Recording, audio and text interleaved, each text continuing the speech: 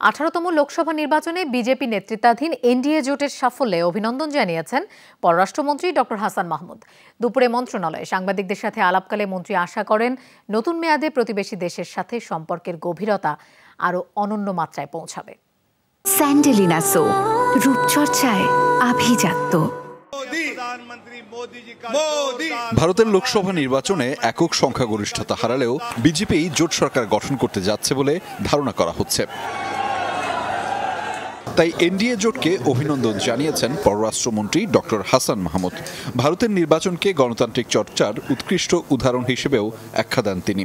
অভিনন্দন জানান দেশটির ভোটারদেরও। নির্বাচনের ফলাফল অনুযায়ী এনডিএ জোট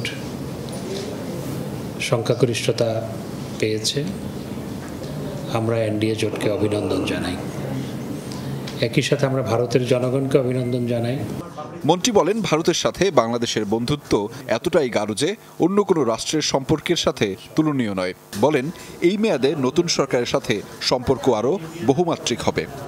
আমরা আশা করি যে আমাদের যে অভিন্ন নদীগুলো আছে সেগুলোর ন্যায্য হিস্সা যাতে বাংলাদেশ পায়, সেজন্য আমরা সবসময় আন্তরিকতার সাথে কাজ করছি। স্বাধীনতা যুদ্ধের মাধ্যমে যেভাবে রক্তের বন্ধনে আবদ্ধ হয়েছে সেটির সাথে তো অন্য কোনো সম্পর্কের তুলনা হয় না।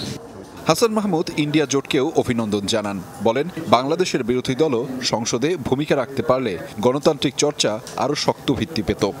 আমাদের দেশে দায়িত্বশীল বিরোধী দলেরও উচিত ছিল ভূমিকা রাখা, সেটি রাখে না।